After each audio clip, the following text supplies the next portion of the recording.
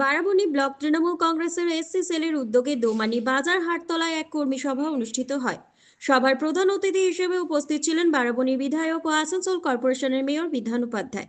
এছাড়াও উপস্থিত ছিলেন বারাবণী পঞ্চায়েত সমিতির সভাপতি অসিত সিংহ, পশ্চিম বর্ধমান জেলা পরিষদ 2 সদস্য পূজা মান্ডি ও মালা বাউরি, শিক্ষক বরুণ বাউরি এবং শিবু বাউরি। সভায় আরও উপস্থিত ছিলেন বারাবণী ব্লক অধীনস্থ 8টি গ্রাম পঞ্চায়েতের প্রধান উপপ্রধানগণ সহ অন্যান্য কর্মী সমর্থকেরা। কর্মসূচিতে সংগঠনের শক্তি বৃদ্ধি, ভবিষ্যৎ পরিকল্পনা এবং এলাকায় উন্নয়নমূলক কাজ নিয়ে আলোচনা করা হয়। সবার নেতৃত্বে বার্তা পেয়ে কর্মী সমর্থকদের মধ্যে নতুন উদ্দীপনা লক্ষ্য করা যায়। কিন্তু আমার বাবা মৃত্যুর আগের দিনে বলে গেছিল সবাই কি পায়, কারো বাবা মারা গেলে কি পায়, সিলেট চাকরি করছে সিলেট চাকরি। নতুন বছর হবে, আমরা বাংলা বছর কোনো মনে রাখি না, আমরা ইংরেজি বছর মনে রাখি, কেক কাটি, সবাই পার্টি করি।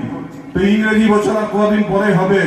তো এখানে যারা আমার গুরুজন আছে, আমার চেয়ে যারা বড় আছো, নতুন বছরের সবাইকে প্রণাম, সবাই আশীর্বাদ দিও। ভুল ভ্রান্তি থাকলে ঘরের ছিলার মতন ক্ষমা করিব, ঘরের ছিলাকে কেউ ফিরাই দেয় না।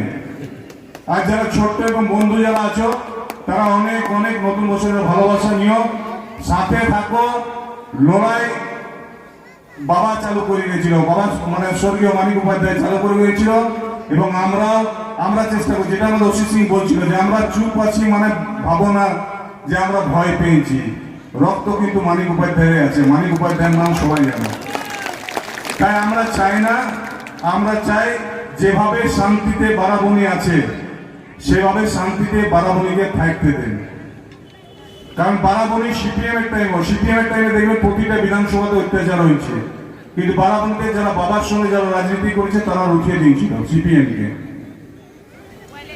তাই ওইসবে গেছি নাই, আর উন্নয়ন নিয়েও গেছি নাই। যেহেতু সবাই বলেছে, খুব কম 2-1টি কথা বলবো আমি। সব সময় পাও, সব সময় থাকি। এখনই বলছিলাম মেয়র হচ্ছি, ডিস্ট্রিক্ট প্রেসিডেন্ট হচ্ছি, এমএলএ হচ্ছি, মন্ত্রী। দেখুন কোনোটাই দরকার নাই, যদি মানুষ সাথে থাকে, মানুষের জন্য আমি করতে পারি। যদি কোনো পদও দরকার, তাহলে আমার কোনো পদও দরকার নেই, মানুষের সঙ্গে থাকতে পারলে হলো।